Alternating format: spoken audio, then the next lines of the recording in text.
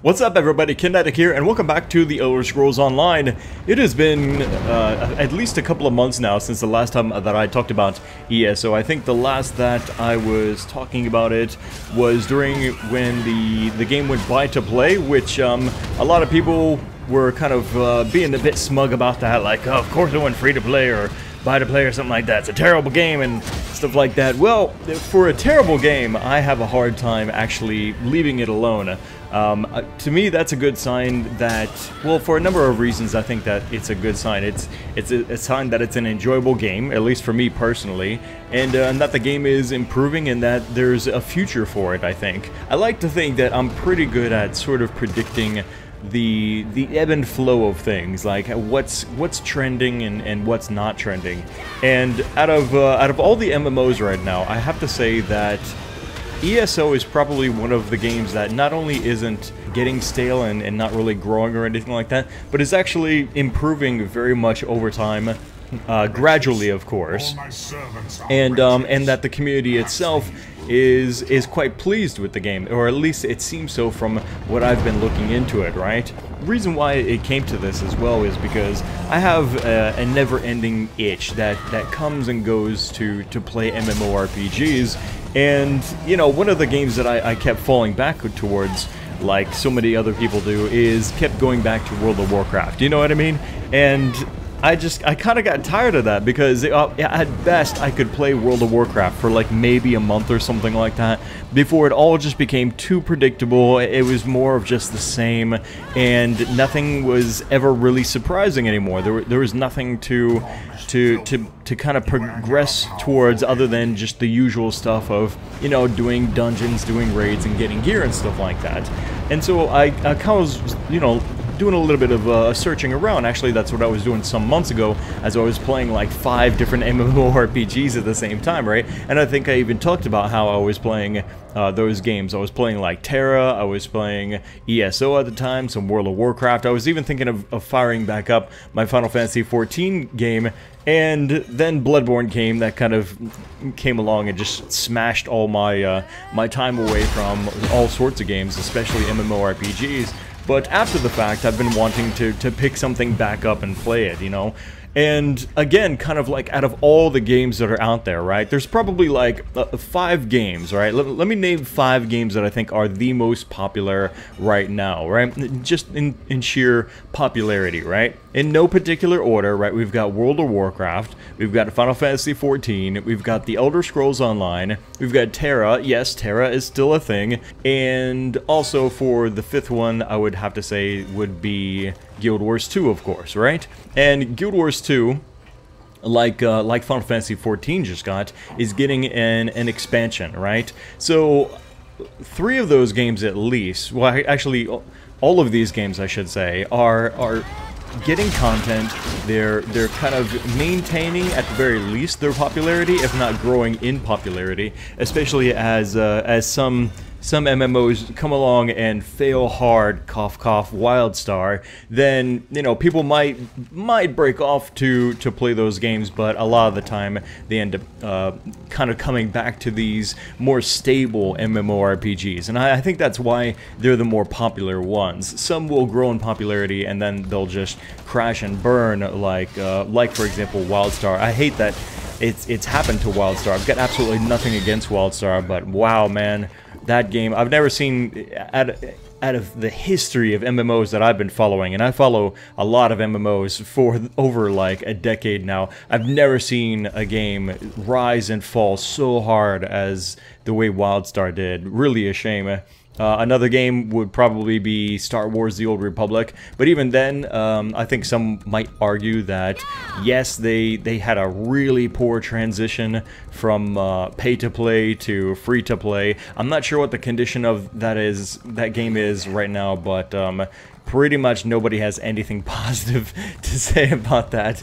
And very similar with ArcAge as well. That game came and crashed and burned hard. Something went terribly wrong during beta into the release of that game, and the whole game, the community, everything just shattered to pieces. Really, really a shame. On the horizon of things, right, for the 5 MMOs that I just announced, I think that probably out of...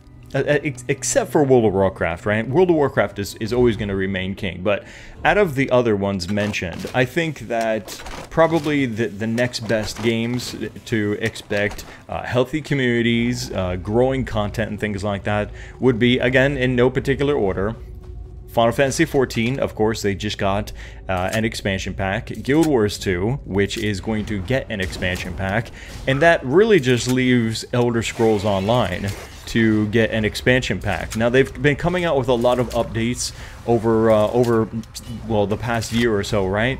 Ever since the release, and probably the biggest things that they had to work through here in ESO was fixing a lot of the bugs.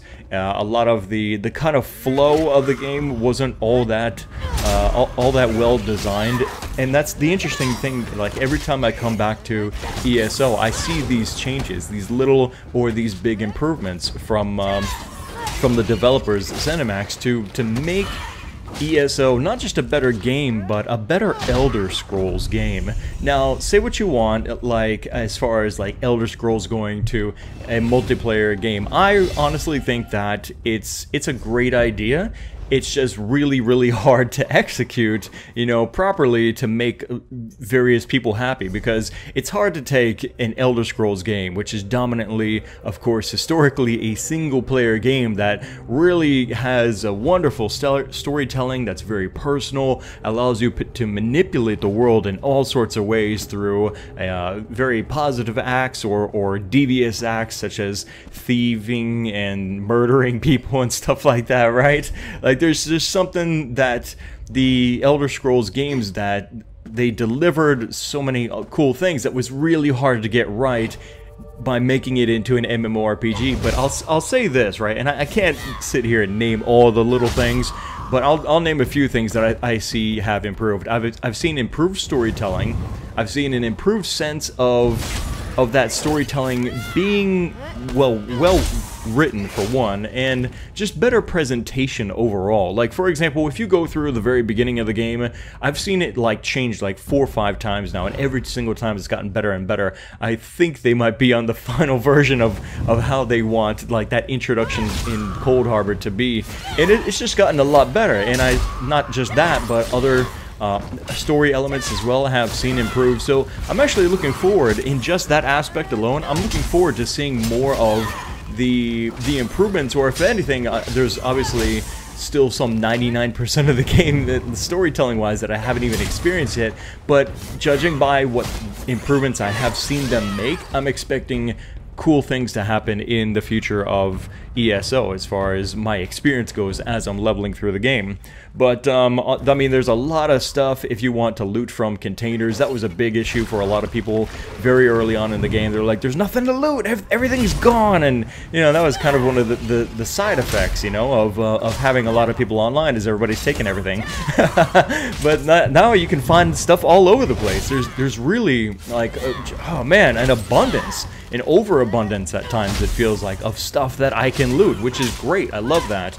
You can also steal things if you want to steal them, because there's the whole justice system now. You can get caught, have bounties on your head and stuff like that, which is pretty wicked. You can murder people, non-important people, right? You can't like murder quest NPCs or anything like that, because obviously that would be detrimental to other players' experience. But you can kill people, right? You can kill animals and stuff like that, and there are consequences. That's the key right there. There are now consequences to your actions, and so there's that risk and reward that feels interesting now about the Elder Scrolls Online, and that is one of the features that ESO offers that I don't even know of any other games that actually offer stuff like that, especially out of the 5 that I've mentioned. And I think that's what it really comes down to for me, because out of all the games, right, all the games that we're talking about right now, World of Warcraft, Guild Wars 2, Final Fantasy XIV, Terra, ESO, did I name all of them? I think, hang on, World of Warcraft, ESO, Final Fantasy XIV, Guild Wars 2, and Terra. Right, so out of all those games, right, like, I think that ESO stands out as the most different. For me, when I see, like, World of Warcraft and Final Fantasy 14, this is not going to make some people happy by me saying this, but when I put those two games like side by side, to me it's almost like the same game with just a different skin.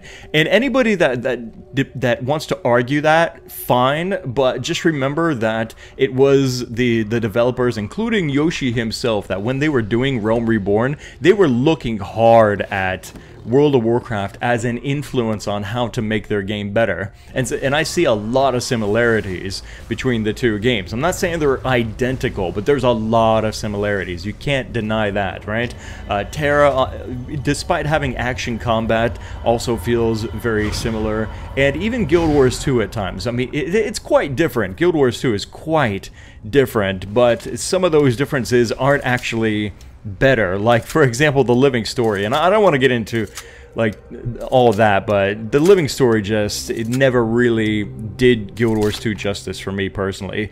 So again, kind of like out of all these games, the game that is the most mysterious to me, the game that will offer me the most unique experience out of all those games, I think, and also has, for me personally, the most character progression system, the most interesting character progression system, is Elder Scrolls Online. Because if I look at the way character progression is in all the other MMORPGs, I see everybody's wearing the same armor, they're using the same skills, and everybody's pretty much just cookie cutter, a copy of each other, and nobody's really different. Now, you can probably do that same thing in ESO, but to me there's a lot more freedom for character creation, like unique character creation and character customization. Like, the armor I'm wearing is unlike anything I'm usually seeing everybody else wearing, and probably the skills that I'm using, unless I'm using a very popular build, is my personal build and what I have put together.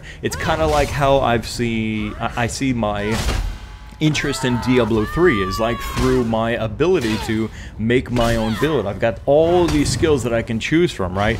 And I can choose modifiers. Like Diablo 3, there are the runes, of course, and in ESO, you can modify your skills, you can morph them, right, into doing something different. So it feels to me like there's a lot more build diversity, and for me that's very exciting. For me personally, I need to have an element like that in my games now, and to have that in an MMORPG is fantastic. And an MMORPG that has a fantastic universe, like lore-wise. I love the Elder Scrolls Online, and that's why I keep coming back to ESO, I think, is because I really want to give it another chance, and I think that it deserves it. And like I said, every time I come back to it, it's an improved game, it's a better game, they're adding more features.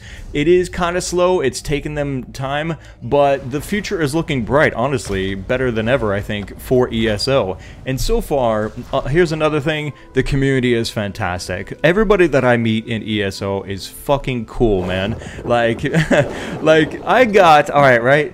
Like, there's some douchebags, right? There's some people that are out there, like, for example, scamming for vampire bites, werewolf bites. I got mine for free, right? I'm just standing around town, and this guy's like, hey, man, you a new player? And I'm like, yeah, I just made this new Nightblade and stuff like that. He starts chatting me up, wanting me to join his guild and stuff like that. Next thing you know, he's like, hey, man, do you want to be a werewolf? I'm like, hell yeah, I do.